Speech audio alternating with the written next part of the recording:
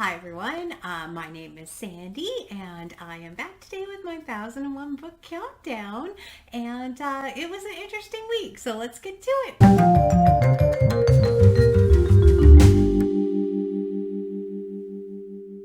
All right, so if you're not familiar with the 1001 book countdown, I will leave a card up here for you so you can go out and check out the original announcement video and all of the massive amount of details about it in that.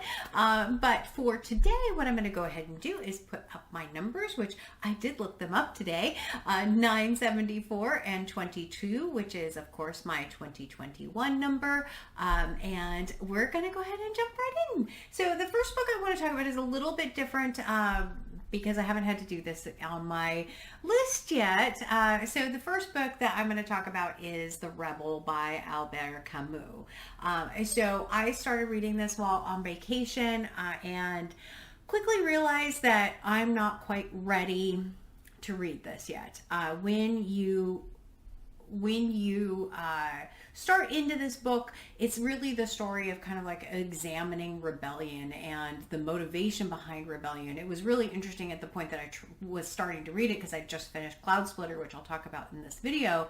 And so it was kind of a really interesting one to go through. However, there are a number of references to authors that I have not read yet, including Dostoevsky, and it also references the Marquis de Sade, which I have read, and I felt like I was getting more from the book having read that particular author. And so I really want to kind of just take a step back and kind of not read this right now. I'm not DNFing it. I'm saying it was actually a very well written and very good book. I just don't feel like I'm quite ready to read it, and I want to read some other things first. So what I'm going to actually do with this one is pull it off of my 2021 list because I will not be reading this year. I'm not sure when I'll read it yet. I'll kind of look, now that I know a little bit more about it, look and plan in the future for it. And hopefully we'll have read some other things before I read it. So for my numbers, what I get to do is go from 22 to 21 though on the 2021 list. I've read a number of other books off my list. I'm not concerned about not hitting the 50 number or 52 number that I wanted to hit this year, but I am going to go ahead and pull it off the list. Okay, so the second book I did as a buddy read with Larry Has Opinions, and it turned into a group read where a couple more people had joined. This book is the Wasp Factory by Iain Banks. Yeah, I'm struggling already because I did not love this book. It follows a character whose name is Frank. I'm not going to try and pronounce his last name. I just read it. And Frank is a very troubled person. And you learn even from the back of the book that he has killed 3 people. And what it starts out in the book is Frank going through and detailing the ways in which he basically killed those 3 people. And it continues on. It describes what the Wasp Factory actually is. It talks about his older brother who is very, very troubled and has escaped from insane asylum and is working his way home again. There's a father in the picture who is mysterious and has a study that's always locked and you don't know why. But it continues to follow them all the way through, kind of to almost like a little bit of a cliffhanger, because you don't really find out what happens to them after this one moment in the story. My big issue with this is it felt like it was just shocking content for shock value sake. There were parts of the story that drug, and then the ending, I just really did not connect with this ending. It was a big struggle for me. And I feel like a couple of other people kind of had the same opinion. There were parts of this that I really thought were fascinating. There were parts of this that I really did enjoy quite a bit. Enjoy is kind of the wrong word. There were parts of it that I was reading going, oh no, what is going on here? But it was an interesting book. It just really wasn't my favorite, and it was super creepy and super dark, and like I said, it was the shock value, shocks for shock value sake. A lot of this book is what I felt like. Interestingly, Justin over at This Just In also read this as a buddy read with someone else in the month of August. And so I will actually leave a link to his video because he talks about this book in quite a bit more detail than I do. And I think if I remember correctly, he actually liked it more, even though I think he thought it was a different Iain Banks. It's not sci-fi, it's not set in space is what he said, so I thought that was really funny. But I did finish it, and it was really great to read this with Larry from Larry Has Opinions. It was our first Betty read, so thanks Larry. I did jump on to he was going to read this, and I just asked if I could participate, so thank you so much for that. Wonderful book that we got to read together. At least we both kind of didn't like it, but and with that book, though, we go from 974 to 973. Yay! And, oh, I do have one more book that I actually did finish. Let me open my iPad. And that is, one thing I'll have to show you really quickly is, see this lovely cover right here where it says Cloudsplitter? That cover on this book, when you go and you get the cover on the Kindle version, why did they do that? Why is this cover like that? You know, I drew this with my left hand. I don't understand why this one on here looks that way. I don't know, but this is Cloudsplitter by Russell Banks. This is the next book that I read.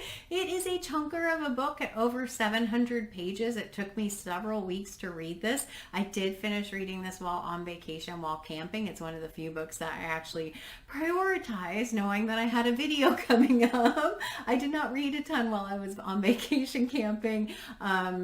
I read the end of this one, and then I read volume 1 of Mysteries of Udolpho because I have a buddy read that we're doing right now. So anyway, Cloudsplitter by Russell Banks. Let's get back to the book.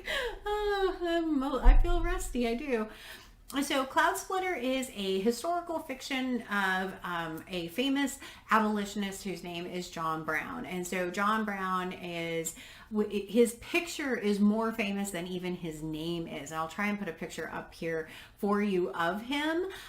He was very fiercely wanted to abolish slavery. He was, and the ways that he went about it in real life, from what I understand, were very controversial and inflammatory, but very, very strongly of that. And he did lead an attack on a place called Harper's Ferry, which was a big munitions development manufacturing company was housed there. And what he thought was, if he did this attack on Harper's Ferry, that all of the slaves in the area would basically join him and revolt, and it would end slavery. Unfortunately, that did not happen. He was left pretty much on his own and ended up being hanged. That's, I believe, part of the real history. The Cloudsplitter novel tells John Brown's kind of history through one of his sons, whose name is Owen. And Owen, you follow him all the way from when he's a young child, all the way up to the attack on Harper's Ferry. And the story is told from Owen's perspective as if he's telling it to a researcher. So you have moments where he's talking to the researcher, and then a lot of it where he's just telling a story. And the book was actually, in the beginning, I was pulled into the book. The first 20% of the book, I think I read in just a couple of days and really liked it. There were a number of very dramatic things that happened to Owen as a young boy that just helped develop him as a human being, or help kind of form who he was. And his counter perspective to his father in the book was really an interesting component of it. And you follow them all the way through where they're working on the Underground Railroad. You follow them through a couple of other pretty brutal attacks, and then you go all the way up to Harper's Ferry. And so the parts of the book that I really did like I said, were in the beginning and more towards the end. The middle of it, I had some struggles with it because, I mean, it's over 700 pages and it doesn't feel like it has to be 700 pages. There's a lot of repetition in there. Just checking to make sure my mic is on. Mic's on. 10 minutes in. I'm checking to make sure my mic's on. It's an interesting day today, but it continues on in just so much detail, so many pieces of it, and so much of it just felt unnecessary. There's a component where they go to England to sell some wool, and it's like, well, what was that whole section about? It didn't really have to do with anything about kind of their journey. What I haven't looked to see, is that a real part of John Brown's life? I'm not sure. It is a fictional story. This is not a biography, but what it does make me want to do is go read a biography about John Brown, because he's an interesting character, interesting person, very, very strong beliefs, and wasn't necessarily, it seems like, really kind of maybe making the best decisions on how to kind of get slavery abolished, even though he was so strong of a supporter of the abolitionist movement and really was working very hard to try and get rid of slavery. So it was, like I said, interesting book, fascinating book. I think I ended up putting it about at the 3.5-star mark, because it just drug at parts of it, but interesting story. I also had it on my Pulitzer list for some reason, but I don't think it actually won the Pulitzer Prize. I think it's one of those that was a finalist again. I'll have to double check that. Maybe I'll put a note up after I'm done with the video in regards to that. But I did